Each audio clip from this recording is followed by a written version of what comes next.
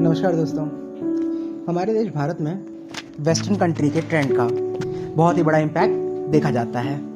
हम लोग mostly inspire रहते हैं वेस्टर्न कंट्री के ड्रेसिंग से लेकर उनके कल्चर, उनके रिलीजन और उनके फंक्शंस तक। तो जैसे ही अक्टूबर का मंथ आता है तो देखा जा सकता है कि लोग अपने आप को डरावना बना करके, जैसे कि वो कोई भूत हों, अपने शहर में घूमा करते हैं और अपने सोशल मीडिया हैंडल्स पे अपनी वो सारी फ़ोटोज़ वो पोस्ट करते हैं। हालांकि आजकल हम ये चीज़ का प्रचार हम टेलीवाइज मीडिया के थ्रू भी देख सकते हैं। आज के डेट में आप सभी लोगों ने जो भी इंटरनेट यूज़ करते हैं, उन्होंने नेटफ्लिक्स, पीकॉक, डिस्कवरी प्लस ऐसी वेबसाइट्स को इंस्टॉल करके उस पर मूवीज़ वगैरह ज़रूर देखा होगा, के थ्रू हम तक पहुंचाया जाता है। तो चलिए हम लोग शुरू करते हैं इसके बारे में एक डिस्कशन, क्या होता है ये चीज़।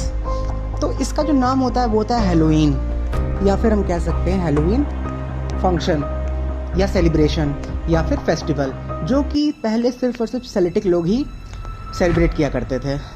कुछ ही समय के बाद इस फेस्टिवल को क्रिश्चियन लोगों ने भी सेलिब्रेट करना शुरू कर दिया।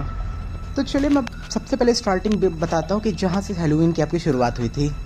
तो प्राचीन काल में यूरोप में सेलेट्स नाम के लोग रहा करते थे, जो लगभग पूरे यूरोप में बसे हुए थे। और ये जो सेल्ट्स थे वो हम लोग के जैसे ही मूर्ति पूजक थे, यानी कि पत्थर से भगवान की ये पूजा किया करते थे। इन लोगों का कैलेंडर हुआ करता था, जिसको आज के डेट में सेलेटिक कैलेंडर के नाम से जानते हैं। इस कैलेंडर के हिसाब से साल के आखिरी दिनों को हम सेलिब्रेट करते हैं। जिस तरीके से आपकी 31 दिसंबर की पार्टी होती है या सेलिब्रेशन होता है। हैलोवीन का पूरा नाम हमेशा से ही हैलोवीन नहीं था।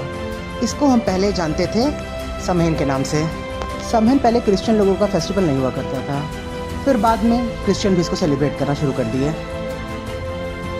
तो जैसे जैसे समय बीतता गया, ये जो सेलेट्स हुआ करते थे ये यूरोप के उत्तर की ओर, जो कि आपका पूरा बर्फीला रीजन होता है, जैसे कि आपका स्कॉटलैंड, आयरलैंड, इंग्लैंड का वेल्स, ब्रिटेन, ये लोग इतने ही देशों तक सीमित रह गए।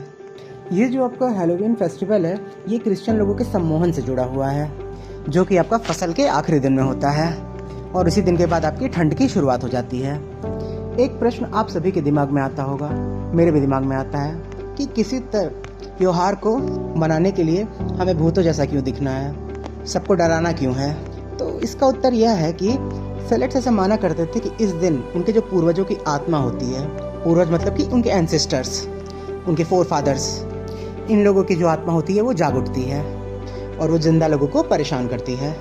उन्हें खुश करने के लिए लोग इस तरीके का पोशाक पहनते हैं, यानी कि अपने पूर्वजों की तरह दिखने के लिए ये लोग उस तरीके का पोशाक पहना करते हैं, जिसे देखकर उनके पूर्वज खुश हुआ करते थे। और साथ ही साथ में वो लोग होली भी जलाया करते हैं, लेकिन वो जो होली हुआ करती थी वो मरे हुए जानवरों की उसमें हड्डी डाल के जलाया जाता था।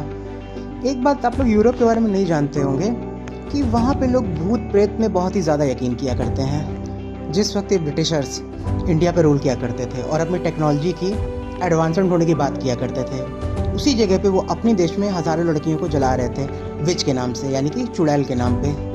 एक ऐसा भी समय था जब लोग इस त्यौहार को भूतों प्रेतों का अजूबा समझा करते थे।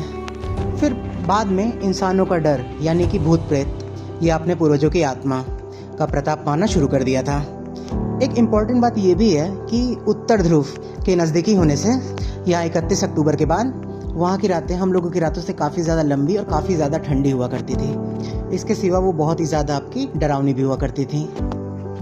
तो शायद इसी वजह से लोग जानते हैं या मानते हैं कि हैलोवीन के बाद उनके पूर्वज कह लीजिए या भूत प्रेत कह लीजिए, वो इंसानों के साथ रहने आया करते हैं। जाते जाते मैं आप सभी से एक बात बोलता हूँ, प्रकृति के सैकड़ों हज़ारों अजूबे हैं, जिनमें से कुछ को हम जान चुके हैं, कुछ को जानने की कोशिश कर रहे हैं, कुछ हमारे सामने आ गए होंगे, तो कुछ कभी नहीं मिलेंगे, क्योंकि हमारी जो प्रकृति है वो ना जाने कितने राजों को अपने अंदर दफन किए हुए है, जिसके पास हम मनुष्यों की सभी सवालों का उत्तर है, मगर प्रकृति हमको उतना ही देती है जितना हमको ज़रूरत है।